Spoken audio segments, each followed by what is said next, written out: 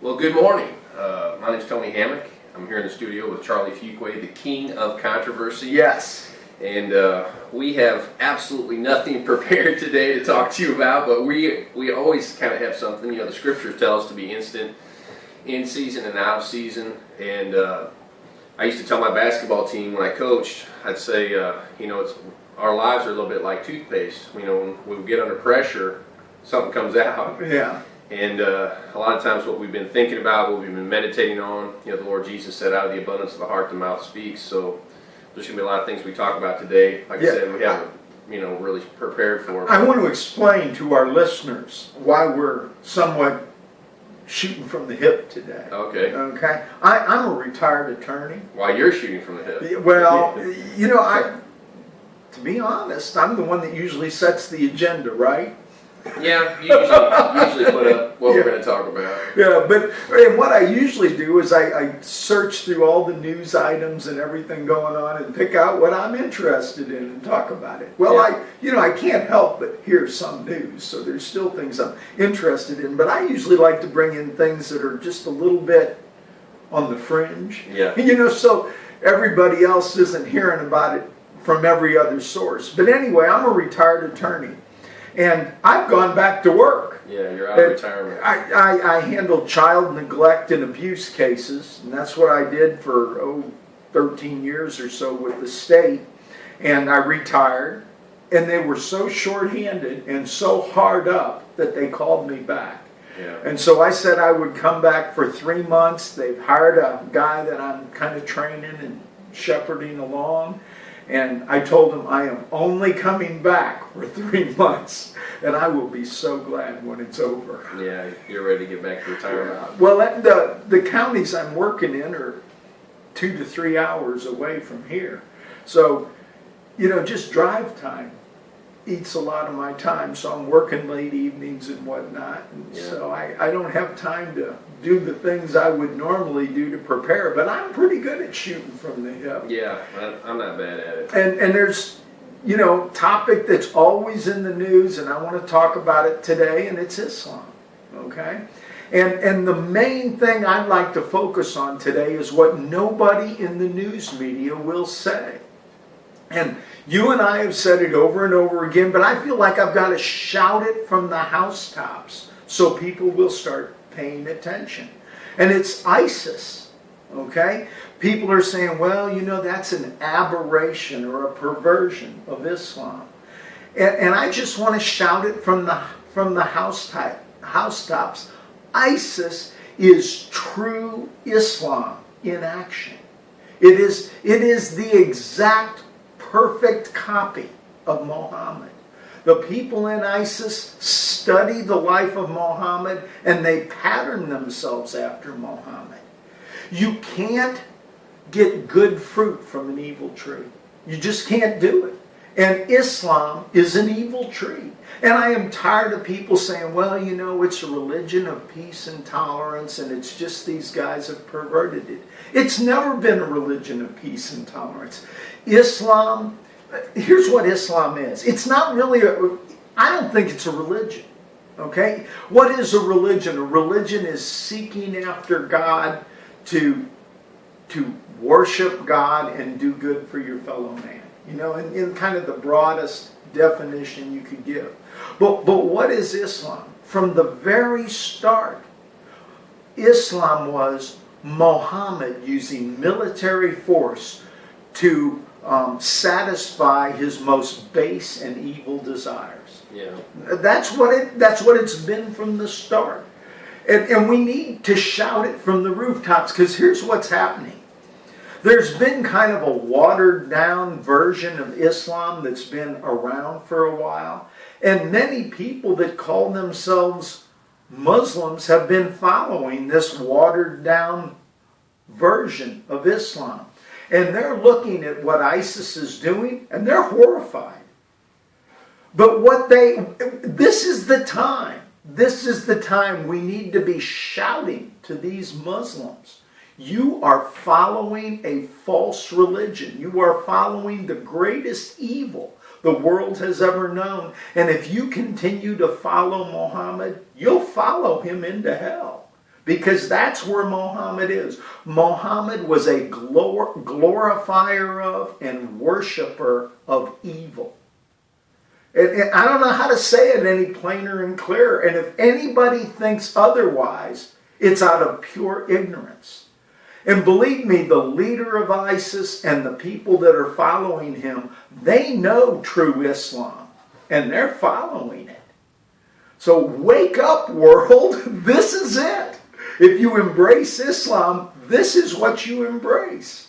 Yeah, the latest thing I've been hearing is that the Iranians are in Iraq fighting against ISIS, and that the Iranians are the Islamic Republic and ISIS is the Islamic State. Yeah. And so the Islamic Republic, which is Shia, is trying to, I think, who was it that said they're going for the crown of, the Islamic dominance? Yeah.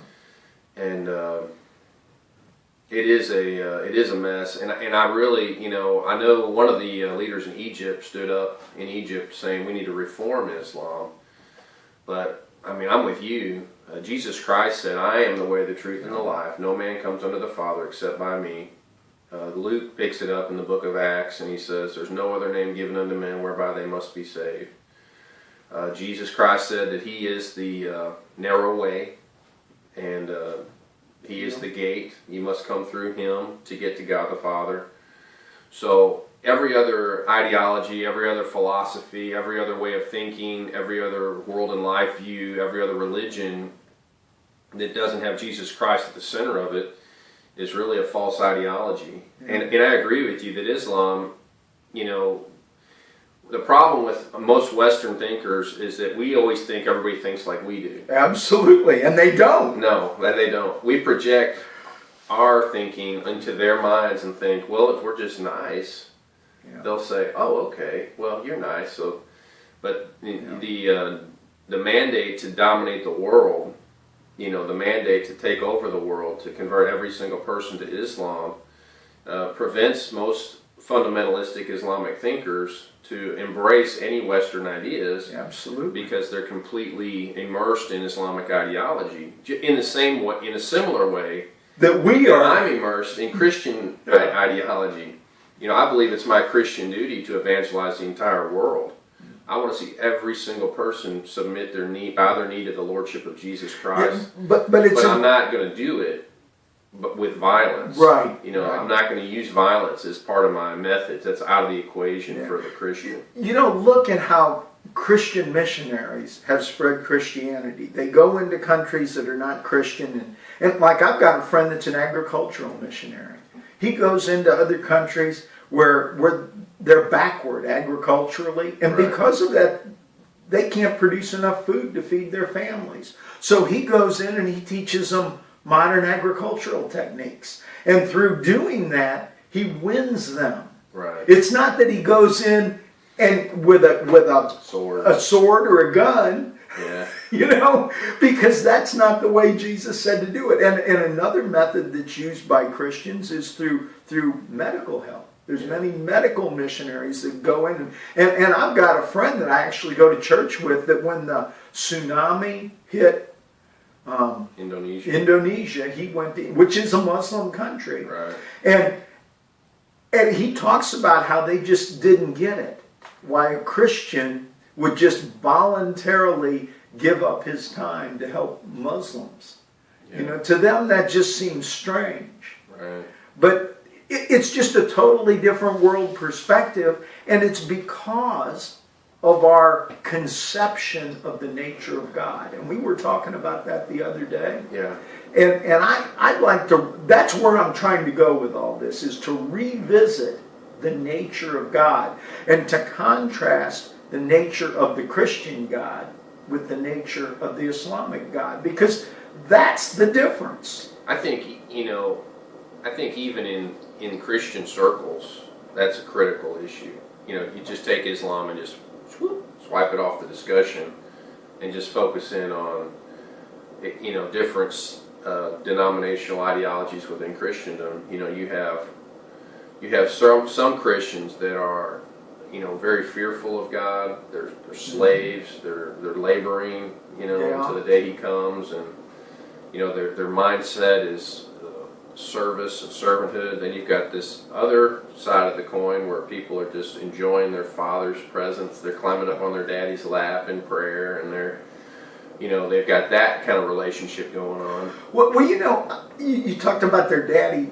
It's hard for us to get our minds wrapped around, how can I put this, godly things, or spiritual things, or the nature of God. All we can do is look at examples of what we know to kind of give us an idea. And the father-child example is one that's given over and over again in the Bible to try and help us grasp our comprehension of the nature of God.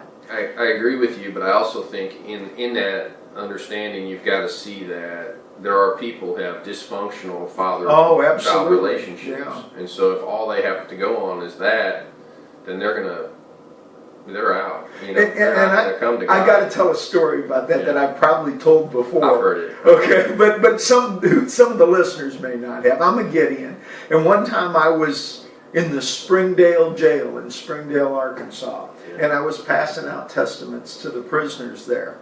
And I remember telling them that God was their heavenly Father and like a father to them. Yeah. And one of the prisoners threw that testament back through the bars at me and said some curse words and said, "I don't want anything to do with your God if he's anything like a father, because all my father ever did was beat the stuff out of me." Yeah.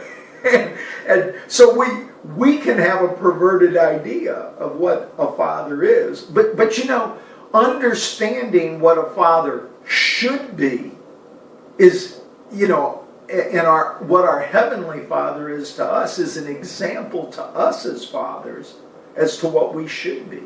We should be a picture to our children of the nature of God, and that is an awesome responsibility, right? And an awesome task. And what is that nature? Well, he loves us, first of all. Right. Okay?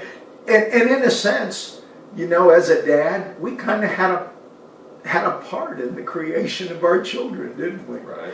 And when we look at our children, we think, man, that's my child. Right. You may have love for other people, but you really love your children. Right. And that's the example. We are God's children.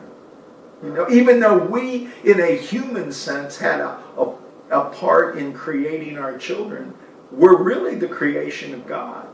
And God loves us like a father who demonstrates proper love loves his children. And I think that's the part of the equation for most adults. Like, I've known men, I knew a guy who was in his 50s, and he still had father issues. Like, he was still fumbling through life at 50 because of broken promises and dysfunctionality from his father to him.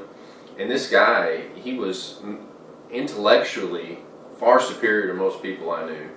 He could get these amazing jobs. He'd go on these plus $100,000 websites, and he'd land jobs overseas. He'd be gone for 6 months and get fired because of his emotional dysfunctionalities. Yeah. He had the mental capacity to do amazing things, but his emotions and his interpersonal, his ability to function with other people was very, very juvenile. And but what I've noticed, it seems to be the healing. How do you get? Let's say you were raised by a dysfunctional family. You weren't raised in this perfect incubator of human development where there's love and affection and quality time and words of affirmation and all these wonderful realities. You were raised in a home where, let's say, one of your parents was absent for whatever reason, or there's some feelings of rejection, or maybe there was some physical, emotional, verbal, sexual abuse that happened. And honestly, most people I know have gone through some of these things. Yeah. There are very few people that just grow up in this incubator of perfect, whatever you want to call that, this perfect family. So, to me, what fills in the gaps has got to be the relationship with God. And there's got to be more than just an earthly pattern. There's got to be an actual connection to God the Father in a relationship where He really communicates how He personally feels with you in prayer. So you're in prayer, you've got a picture, you've got an image of God, you go to pray, and God says, that's not how I am. I'm like this. This is how I am. And you go, whoa, wow. You're this way? You mean my earthly father was this way? And I'm not. I believe we're called to honor our parents. I'm not dogging on mom and dad because I'm a dad, and we do the best we can with what we've got. But and all of us would agree we're not as good as God. So when you are trying to understand the heart of God or the will of God or the mind of God, I think we see it in His Word, and I think we also, which is something that I seem to talk about a lot, but we also have to have a spiritual connection to God, a real relationship with Jesus Christ. And we get to God through Jesus Christ. So we have this relationship with Christ, and we connect with our Heavenly Father in prayer, and we literally communicate with Him, where we don't just pray our list. God, I need you to do this. God, I need you to do that. God, bless my family, bless my whatever. But we say, okay, God, I'm here in your presence. What are you saying? What do you want? Yeah. What do you want me to do? What do you want me to feel? What do you want me to know? And I really believe this component of our Christian lives is critical. I believe the Lord Jesus said, upon the rock of revelation knowledge, He would build His church. Well, what's revelation knowledge? Revelation knowledge is the knowledge that God Himself has communicated something to you. I think it's in Jeremiah 33:3. It says something like, come to me and I will tell you deep and unsearchable things you do not know. So there's this one aspect of our lives where we just throw our hands up in the air and say, wow, God, you're amazing. You're beyond tracing out. But then there's this other aspect of our lives where we say, God, we can know even the deep things of God by the Holy Spirit. And so if somebody somewhere doesn't connect with the living God, I believe we're in a family death spiral. What I mean by that is, let's say I'm raised by good, godly Christian parents, and they're going before God and they're repenting for their sins, and they're trying to raise me, and they're being changed and developed and shaped by the Master. They're on the potter's wheel themselves, and they come to me and they say, Tony, we made a mistake. We want you to forgive us. And I'm like, wow, Dad, yeah, I forgive you. Well, this is weird. My dad's asking me for forgiveness, but he's teaching me, he's training me, he's showing me.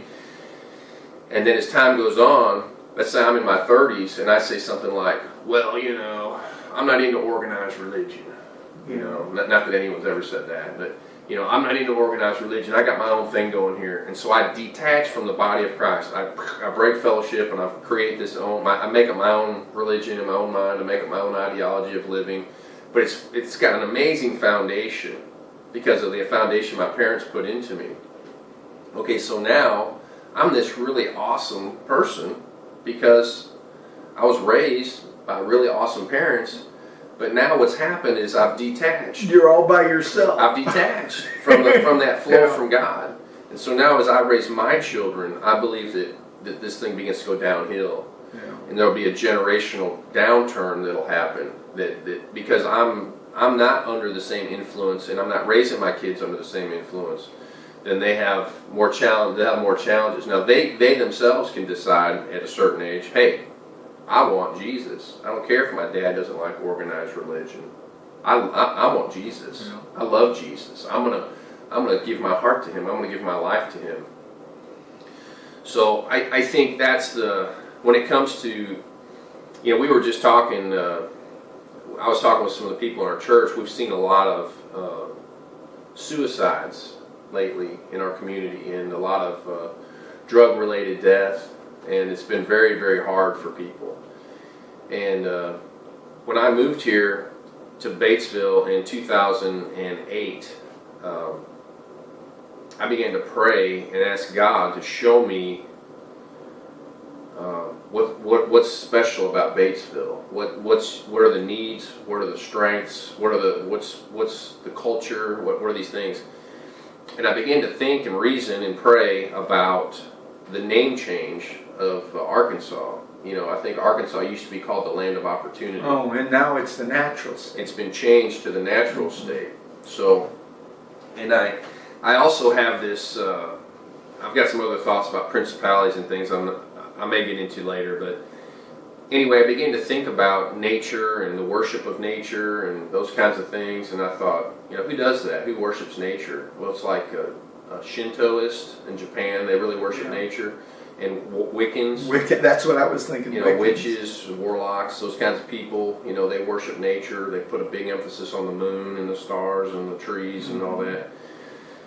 And I started reading a book by a guy named Bob Beckett. He wrote a book called Commitment to Conquer. And in this book, Beckett, he talks about a principle he used, he calls spiritual mapping. And what he would do is he lived in Hemet, California. And when he would travel through Hemet, for whatever reason, there was a large population of foreign religions in Hemet, like Maharishi, whoever, you know, some Hindu guy, and he was a guru and he had followers. Anyway, Bob, he began to pray about the principalities in his community and the issues that were specific to Hemet, California, and he began to get a picture and an image in his mind as to what the main. You know, the Bible says in Ephesians 6, we wrestle not against flesh and blood, but against principalities, powers, and forces of darkness in the heavenly realms. I believe Colossians chapter 2, I think it's verse 15, also says that Jesus Christ defeated all the forces of darkness at the cross. Mm-hmm. So, in my opinion, because of what the Word of God says, we live in a victorious state as a Christian. There is ample ammunition and power available to live a victorious Christian life. There's everything we need for life and godliness is available to us through our knowledge of Him who called us by His own glory and goodness. So all the resources of heaven are available to the believer. We are without excuse if we fail or we come up short or we don't achieve our destiny or whatever. All those things, they're all out. The banqueting table has been set, in my opinion. There's no lack of resources for us as Christian people. So when you look at these principalities in, let's say, Batesville, for example, you know, you can't go, man, these principalities are bad in Batesville. What are we going to do? You know, you got to be like, hey, man, we've been given authority. You know, we've got the ability through Christ to tear down these principalities. So when I really began to look at some of these things, I began to think about the spirit of witchcraft. Because the reason I say witchcraft, there's a big drug problem in our community. Yeah, when you're talking, that's what came to my mind was the drug problem. Well, when you translate the word witchcraft from the Greek into the English, the Greek word's pharmakia. Yeah, right, pharmakia. And so you've got this drug abuse and you know, lots of cultures throughout human history have taken drugs to witchcraft has always used drugs to get high or to get into the second heaven or experience things or hallucinate or however you want to define that. But the Scripture tells us in the book of Revelation, no, have nothing to do with witchcraft. In Leviticus, I think it's around chapter 4, man, it says, if there's a spiritist in your midst, take them out, stone them. You know, so there's like a zero tolerance policy for witchcraft in the Bible. And the Bible says that rebellion is as the sin of witchcraft. And so when you look at witchcraft and rebellion in the drug culture, they are hand in glove. Mm-hmm. I mean, they really just fit perfectly together. And so if you incorporate rejection from family members, rejection and rebellion are companion issues. I mean, they just completely sync together. If a person deals with a lot of rejection, whether it's real or perceived, it doesn't have to be real. They just have to think it's real. If it's real or perceived rejection, they can have an incredible drive to become rebellious. And that rebellion can show up in the classroom. It can show up, you know, if a person gets arrested, they're going to run from the police or fight the police or do whatever. And then with all that, with that rejection, there comes pain, and then there's drugs that take away the pain for temporary. And I mean, just this thing is like vicious cycle. It's a vicious cycle. Yeah. But it really all starts with people not being in love with God. Yeah. Because when you're connected with God, and let's say I've got a rejection problem. Let's just say that my mom and dad got a divorce when I was young. And when you're a kid, you don't understand you don't understand You that. feel like it's your fault. All you know is your dad's gone, or you get to see him every other weekend, and so you're like, oh man, okay. So you're going through life looking for affirmation. You're going through life looking for male affirmation. Man, I want somebody to think I'm good. I want somebody to think I'm okay. I want somebody to think I'm strong. I want somebody to give me a, hey man, good job. You did that. Yeah. I'm happy. I got someone to pat me on the back and tell me good job. And so with the breakdown of the family and the drug culture and all these things, they all work together. And I guess I'm saying all this to say I really believe there's a potential that there's a principality connected to witchcraft in our community because of the tremendous drug problem and with you say that. I'm not sure Batesville has a worse drug problem than a lot of other places because it's everywhere now. Yeah, I've heard, and people kick it around, but I've heard that Independence County had one of the worst methamphetamine problems in the country. We were a major distribution hub, and there's some reasons for that. Yeah. But what's interesting, you talk about all that. I'm back into child abuse and neglect cases. Yeah. And that's the basis of all that child abuse and neglect. It's that drugs. It's drugs. Yeah. So it's that spiral. Yeah. It's like, I don't feel good, I feel bad, so I'm going to go do drugs. Oh, now I feel good, but now I'm going to abuse my children. Yeah. So now what happens to my children? Now they feel bad. Well, they don't really think that. No, of course not. No, they don't. That's not a thought. They don't go through those mental gyrations, Yeah. but that's kind of what's going on. Yeah, this is what goes on. If you were the devil and you were going to destroy a culture, you could blind the people to know what's going on. Trick them like, oh, they won't figure this out. And so now you're injecting the drugs into the culture, which causes the parents to be totally dysfunctional. They're totally neglectful. I mean, you got kids walking around in diapers. They've been wearing them for a week. Yeah. You got stuff like this going on, and so now the kids are they're broken, they're hurting. Yeah. So now they grow up, and I got to say this, okay? The drug that we see really destroying our area is methamphetamine. Right. Okay? But the drug that gets everybody into methamphetamine is marijuana. Yeah, gateway. And we see our culture saying, oh, well, marijuana's just fine, let's legalize it, or make medical marijuana so the taxpayers have to pay for it for the people that want to use it. That's what medical marijuana is all about. Yeah. Make the taxpayer pay for it, And that's where we're going because Satan has deluded us. I mean, he's deceived us. And those are his tools that he uses. Yeah. I think, too, on that point about the bread and circuses line, I forgot the guy, the Roman playwright. It wasn't Cicero. I forgot the guy. Maybe it was. I forgot the guy's name, but he coined that phrase in Latin. But it was all, basically all you have to do for the electorate. You don't have to govern the people. You just have to give them bread and circuses. And so for us, it's probably sports and beer, or sports and that. But I mean, there's a lot of people that drink an occasional beer who are pretty sharp, critical thinkers. But when you get off into that drug culture, your brain just gets fried out. I mean, you just don't care. You can get fried out on beer and wine and all that stuff too. Absolutely. So, but anyway, I'm watching. Like I said, I've watched this in our community, and I thank God for ministries that are out there. I know there's a John 3:16 Center. There's the John 3:17 for the ladies. I'm sure there are other ministries. I know Doc Spurlins does a lot of work with people who are coming off the drug culture and does a lot of solid discipleship work. But it just seems like, I know, last time I heard John 3:16 had a waiting list of 200 people on it. Oh, they can't get in. Can't get in. Huh. That's how rampant this problem is. Yeah. And it's not just like it's killing people. I mean, people are dying. Oh yeah. I can't tell you how many times I've been in the back of the courtroom talking to either parents or grandparents when we've got a child abuse or neglect case, and I'll tell people, methamphetamine kills people. If you or your children use it, they're going to die.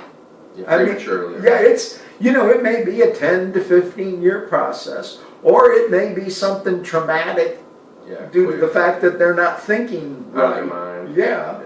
Yeah. And I've seen that happen with auto accidents, because when you're on methamphetamine, you're crazy. Yeah. And when you quit using it, you don't come back to normal. It's a long process for those nerves to heal and everything. Yeah. It's not that I can stop using it today and I'm okay tomorrow. It's about an 18-month comeback process. That's a long time. Yeah. It is. And if you don't go through that 18-month detox, you don't get off of it. You just spiral downhill until you die.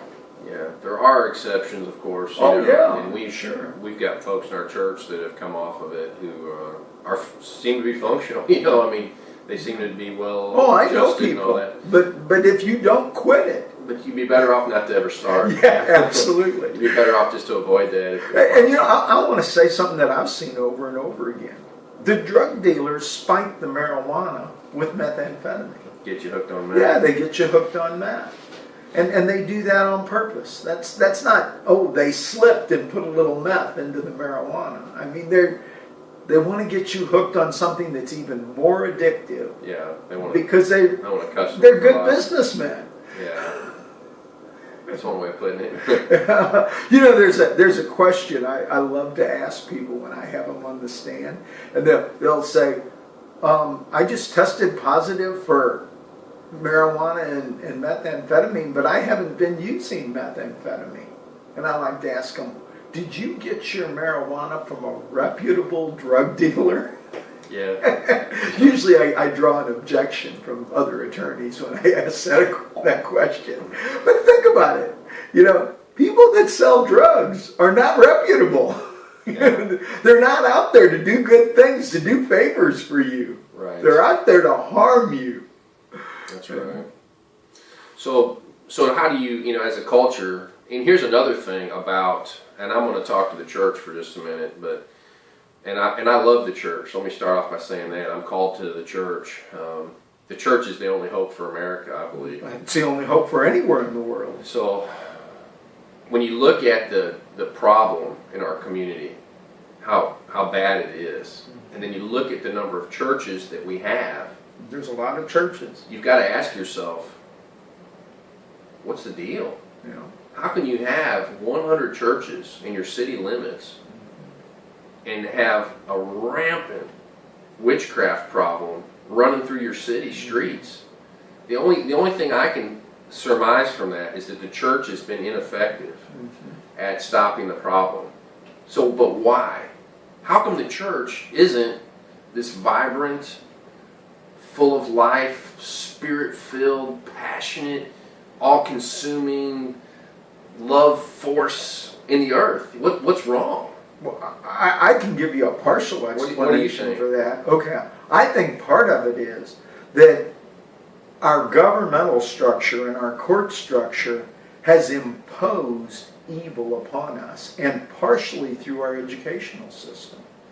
If you strip God out of the educational system, something goes in to fill that vacuum. And our public schools have been forced to abandon the teaching of scriptural principles. And I think that's the foundation for where we started to go wrong. I think they can teach scriptural principles. They just can't say it's a scriptural principle. Well, but they don't. I mean... Yeah, they can't say, hey, this is in Exodus chapter 20. Yeah, but... Don't lie today. But our churches are... our schools are not teaching what our kids need to learn. So the church, you're saying that the church is hamstrung because it doesn't have enough time. I think that's part of it. I think kids need to be influenced all the time, and I could be wrong in what I'm saying, but I really believe in our society one of the biggest roots of our problem is that evil people have taken over our media, our educational system, and our government. And they are perpetuating their evil ideas in those areas. And when when you take over, the Bible teaches this. Train a child up in the way of the Lord, and when he's old, he'll not depart from it. Right. Well, we're not doing that as a society. You can go at look at some of the old McGuffey readers. I don't know if you've ever done that, but it was the textbook used almost universally in American schools. And everything it taught was teaching biblical concepts. It was teaching character. It was teaching morality. When they're teaching the alphabet, every letter example they gave was something from Scripture. Yeah. And we don't do that anymore. No. As a matter of fact, today, we are teaching our kids that Islam is a religion of peace and tolerance and Christianity is evil. That's what our schools are teaching our kids today. Yeah. And so I blame a lot of what's wrong with America. Even though, like I said, they've taken over media, they've taken over Hollywood. When I say they, I'm talking evil people. They've taken over government, but really the school is the most important part. I hear what you're saying, and I agree with what you're saying, but let's go back in time and say, well, how did that happen? Yeah. Well, it happened because we were sleeping. Well, the church, it goes back to the church again, because it's a symptom of, to me, a greater problem. And what I think is that we have a form of godliness, but no power. We have the Word of God in the form of the Bible that we study and we quote and we try to memorize, and we try to live our lives by the book. But I think where we may drop the ball with our young people especially is in experiencing God. Because... See, I'm going to disagree with you. You just said that's what we do. But we don't do that. Well, we don't study the book. We don't memorize it. I'm going back to your reader days. Well, but I mean, when we had... But we're not doing that. When we had all that going on in America, we still ended up where we are today. Yeah. And that's because we have a sin nature.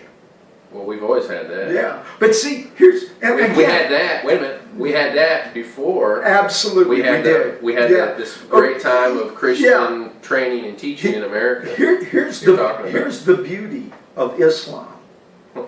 It's the default system. Yeah. It is. If you just do what's natural, right, you'll find. I mean, satisfy your lust and your desires and your greeds. That's Islam. Yeah. A religion of brutality and force. That's who we are. Yeah. Right. we have to be converted away from that. And that's, we have, how can I put this? We have lost our anchor. And our anchor is God's Word. Our anchor is Jesus Christ. And we just let go of the anchor. And then we started drifting in this sea of confusion. And the further you get away from the anchor, the harder it is to get back. I think that if people have a real relationship with Jesus Christ, they don't get swept away. I agree with you. And I think what we need as a culture is we need the presence of God and the power of God. Now, when I say the presence of God, I want our listeners to understand, I'm not talking about that God's not omnipresent, because He is. I believe He's always with us. His presence is always here. But what I'm talking about is His manifest presence. And His manifest presence is when God manifests Himself in the earth in a way that makes people go, whoa, wow, look at that. No man could do that. Yeah. That's God Almighty right there. And so I think when the church begins to operate in this way, she becomes culturally relevant. I mean, she becomes the place everybody wants to go. You and I are looking at things from different angles. Yeah, okay. I'm looking at it the right way, and you're looking at it the wrong way. No, I don't think either of us are wrong. You focus in on this, how can I put it, experiential, this experiencing God, okay, through prayer. And I think that's all great, okay? But you can't get there without immersing yourself in the Word of God. And I think that's step one. And we haven't taken step one. Well, think about it for just a minute. You know, I love the New Testament. Peter never read it. I know. Paul never read Yeah. it. John never read it. Yeah. He wrote some of it. Yeah, but they walked with Jesus Christ. They walked with Jesus Christ. Yeah. So let's talk about education for just a minute, Okay. because I think a lot of Christians have this mindset that we need more Christian education. Well, I think I agree with that. And I think the Christian education we need is modeling. I don't disagree More with that. so than Yeah. sit your butt down in that seat and I'm going to talk to you about Jesus. Yeah. Because the Greek educational model that is in our schools and in most of our churches, I think, is radically ineffective at discipling Christians. When you really think about what a Christian needs, they need someone. I'll give you an example. I can teach evangelism at our church till I am blue in the face. And other pastors listening to me know exactly what I'm talking about. Yeah. You talk about evangelism. Oh, we need to go out there, win the lost for Jesus. Oh, let's go do it. Yeah, oh yeah, let's talk about it. Talk about it. I promise you, no one will go. Just because of talking about it. Yeah. I don't disagree with that. It's not until And that's not what I'm talking about. it's not until someone says, "Come with me. Come with me, and I'm going to show you, and we're going to do this together." That's when there's a chance that person will catch the reality and begin to perpetuate that same Christian principle and that same thing in their life. But part of the reason that people are uncomfortable with evangelism is they don't know what to say or do. And they don't learn that by going through an evangelistic training model or course. No. They learn that by living in the Word. We need to spend more time in the Word. I think you're not going to go wrong by spending more time in the Word, but I think what doing that needs to create is effective Christian living. It will. Well, I don't know. But we're not there. We're not spending there are that many, time. many theologians. That's all they do, spend time in the Word. Yeah. And I mean, I'm not saying their lives are dysfunctional, but what I'm saying is they're not turning our culture around. Yeah. They're not out there making a difference in just, man, we totally, look at that theologian guy, that guy spent all that time on the Word. And I'm not against spending time on the Word. I'm for spending time on the Word. But somehow, some way, spending time in the Word has to equate to tangible cultural change in the people you know. Yeah. If it doesn't, you've got to reevaluate what's going on in your life. Because, you can hit yourself, oh, I need to read the Word more. And I hear Christian people say that all the time. I need to read the Word more, man. I need to pray more. I'm a bad person. I'm not praying enough. I'm not reading the Word enough. Well, shut up and do it. Yeah. Just quit saying that and start doing it. But again, when you come up off of your knees, or however you pray, you should be different. And I'm kind of crazy in the fact that I believe when I'm praying, I'm really more interested in hearing what God has to say than going down my laundry list of things I need God to do for me or things I want to see. Because I think if I could just hear what He's saying and do what He says to do, I'll be an agent of cultural change in my world. Yeah. Now, I can't change all of America all at once. It's just, but who can I change? Well, I can change me. Yeah. I can begin to minister to my wife. I can minister to my children. I can minister to the people at our church. If our listeners go to church somewhere, you have influence there. You have influence at work. You have influence at school. There are all kinds of ways you can. I'm just really looking for the real, authentic, biblical Christianity in my life. Yeah. And so, what we've been doing as a culture isn't working. Yeah, but what we did 80 years ago did work. But it got us to where we are today. Well, yeah, it did, but If it worked, why are we where we're at now? because there's always the tendency, if you're not constantly vigilant, to slide. America was once better than it is today. I can't argue that point. It was. And I believe it was because we taught our children that God's Word was the most important thing there is. And we're not teaching our children that Yeah, Yeah, I think I think living that life is what really educates.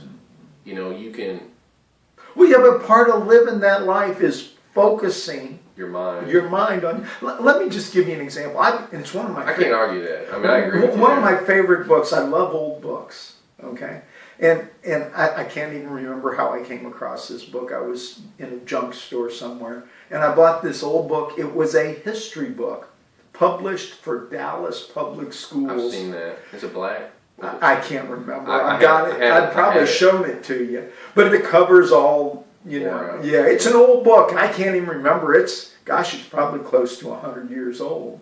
And in the book, right in this beginning of the book, it says, you know, there's two sources of history. There's profane history. That's anything other than the Bible. And then there's sacred history. That's the Bible. Yeah. Now, one can be trusted, the other can't. Now, that's how this textbook starts. Well, where have we gone from there? You know, we don't even teach history. You know, religion, Christianity, whatever religion is the driving force behind society. And we're not being taught that anymore. I mean, our kids aren't being taught that in school. Yeah, I really think too, you know, going back another step beyond that, and I've said it twice, I'm going to say it one more time, maybe a fourth time. Where we got now is a result of where we were. As great and as glorious as this past American history was, we still ended up where we are now. Yeah. So I have to conclude that it must not have been that great, because look where we are now. Well, you know what though? It's just human nature. You know, just look at the book of Judges. So, okay, if it's human nature, then we're done. No, we're not, because we can always turn back. How could we?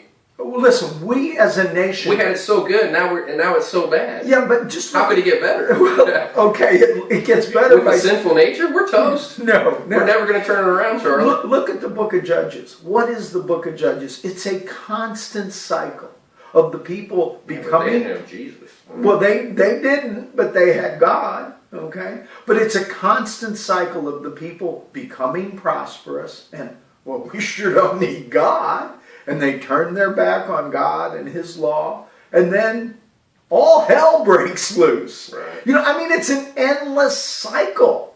And it's the same. It's no different. When we get prosperity, makes us think we don't need God. And, you know, America is about to end that prosperity. I really believe that. Our prosperity cycle, it's winding down. There are definitely a lot of analysts and prophetic voices that are agreeing with that. Yeah. I mean, And what's going to turn us back to God? Where we realize that our material possessions aren't where it's at. For one thing, we're not going to have them. You know, we are headed for very, very tough times. so you would say that the harder and the poorer the people, the more likely they are to turn to God? I think history shows that. So Do we see that in parts of the world today? That's where I'm going. Is if that's true, then the worst and the poorest countries should be the closest to God. Well, where do you see the great revival going on today? Is it in Africa. Europe and the United States? No. Russia, Russia's a strange country. It's a Western country, but not really. But people are not wealthy in Russia, you know. But Russia has experienced a tremendous revival. China is experiencing a revival. Africa's experienced. In the Muslim world, we see more revival than we see taking place in Western Europe and the United States. We have been blinded by our materialistic desires. I really think that's what's going on. Well, you know, in the parable of the sower, the third seed that falls among thorns or among weeds gets choked out. Mm-hmm. And so the word becomes unfruitful. And what are those things that choke out the word? Well, it's the worries and anxieties of life. Mm-hmm. And then Jesus Christ said it, and the deceitfulness of wealth.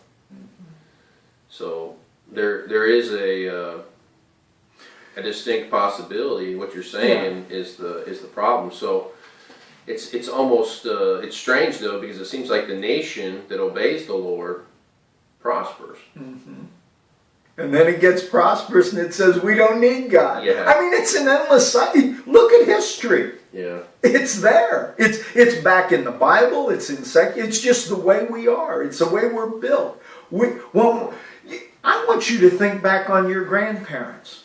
Were they wealthy people? I mean, they had a home. You know, they weren't homeless. And they were sharecroppers. Yeah, my dad's dad. Yeah. Okay. They were very poor. They didn't have a whole lot. No, they had a dirt floor. But your grandparents were Christians. Yeah. You know? And then your father got more prosperous. And what happened? He didn't need God, did he? He didn't go to church till later in life. Yeah. That's right. I mean, it's the way we are. When things are going great, we don't think we need God. And what's so... And you're painting with a broad brush. Yeah, obviously. I am. I'm speaking in generalities. Yeah, I mean, well, I can give you some examples. Chick-fil-A, Hobby Lobby. Here's very prosperous, well-off people that I think are probably dedicated to God, and God's prospered them. Right. I'm talking as a society. Right. You know, we are blinded by wealth, and you know what I'm finding, and you know, as I get older, I get wiser. I wish I knew now what I wish 20 years ago I knew what I knew now. For one thing, I'd be a lot wealthier than I am right now. And part of it would be because... But then you wouldn't need God. Well, no. Part of it would be because I wouldn't be focused on satisfying every immediate desire. You know, be pushing money into the future. Yeah, that's how the way you get wealthy is to not satisfy your immediate desires. Absolutely. That's right. That's the way you get wealthy. But why should you want to be wealthy? So you can use that wealth to glorify God. Right. But we lose that, you know? Yeah, so I'm kind of thinking, I hear what you're saying, and I think historically you've got a lot of support there for the prosperity of a people, causing them to detach from their dependency upon God and say, hey, we got this, we got the money, we don't need you anymore. Yeah. But I also believe, like you said, there are people who are very prosperous, who are very connected to God, and they haven't detached. And I think there's something to this modeling, mentoring / Hebraic educational model. Oh, I don't disagree with any of that. That has been lost in our culture. You know, we've taken moms out of the home, and put them into the workforce. And I'm not, hear my heart, I'm not trying to say women can't work. I think if a woman can work and she wants to, that's fine. But I think when you put your kids in preschool or daycare, and you just kind of institutionalize them, and you don't really, you don't love them, I know some preschool teachers that are amazing. Don't get me wrong. They're wow, really good at what they do. But I don't think that there's a replacement for a nurturing mother. Yeah. I want to say something about that. What does the Bible say a child is? A child is what? A lot of things. I don't know. A fool. Oh, okay. The Bible does say that. A child is a fool. And I think that's, experience shows that. Yeah. Okay. So what do? Let's group all the fools together so they can accelerate each other's foolishness. Yeah. What do? We create television programming for fools. Yeah. Have you ever turned on a television on, let's just say, the Disney Channel? Good, clean children's programming. It's just foolishness. Why are our children fools today? Because all they do is dwell on foolishness. What should children be doing? They should be harnessed to an adult that's not a fool, that's drawing them in the right direction. The modeling that you're exactly, and part of that's the change in our culture that just, how can I put this? Technology changed. What used to be, you grew up on a farm. Yeah. Well, growing up on the farm, your dad needed you to help in the fields. Your dad needed you to load hay, and so what's he doing? He's teaching you how to do this stuff. Right. I used to be a herbicide salesman. And I was always amazed at farmers I deal with that would tell me, well, I'm just an old dumb farmer. I don't know anything about anything. All I can do is farm. Do you have any idea how complicated farming is? If some city slicker tried to go out on the farm and farm, he'd be in deep trouble. Yeah. The guy that's telling me this knows how to overhaul a tractor, top to bottom. He knows exactly what conditions to plow the field at. He knows exactly what chemicals to use, what seed varieties to use to fit his climate and soil type and whatnot. But because he was modeled this little by little by his father and picked it up gradually through the modeling process, he doesn't think he knows anything. Yeah. And he's a wealth of knowledge. Right. But it's that modeling process. We think we can learn that in school, and you can't. You really can. You can't learn it in school. Not unless you had one teacher. Yeah. Let me give you another example of where our society is with this. And listen, I've got a doctorate degree, okay? So I've been to some school, okay? But we got a guy running for president right now who I personally believe is probably the best candidate out there. His name's Scott Walker, and he doesn't have a college degree. Yeah. Now, he's the governor of a state and has just revolutionized that state in a way that is almost incomprehensible. But we've got people in the media saying, oh, he's not qualified to be president because he doesn't have a college degree. I really think education's important. I think being the governor is a pretty good qualification for running a country. Run a state. Right? Yeah, being a governor might be better qualifications than having been a community organizer. Maybe. Just maybe so. Where have we gotten as a society where... But that's an excellent point, and it's the agreement between this Hebraic educational model and the Greek educational model. You can sit in the halls of academia and espouse theology and ideas or whatever, these ideologies. Oh, I think this, and you've got zero practical experience, none. Yeah. And so then you jump into the real world, and you're completely dysfunctional. It's just the things you think just aren't so. Let me tell you something. When I graduated from law school, I was not ready to practice law. Yeah. I wasn't. I think about these guys that graduate from law school and jump into a private practice that they open up. Gosh, that's tough. Yeah. I hitched myself to an experienced lawyer. Right. And what he taught me was far more beneficial than everything I learned in law school. Right. It's that you learn by seeing it modeled and then doing it and then being corrected. Yeah, even the medical community, they do the internships. Yeah. You go through medical school, undergraduate degrees, medical school, you graduate from medical school with your grade point averages, and then, okay, now we're going to hook you up with a doctor, and you're going to be an intern, and you're going to make a little salary, and we're going to work you hard, and you're going to learn how to do this before we send you out there. The reason the medical profession does that is if they didn't do that way, there'd be a lot of dead people.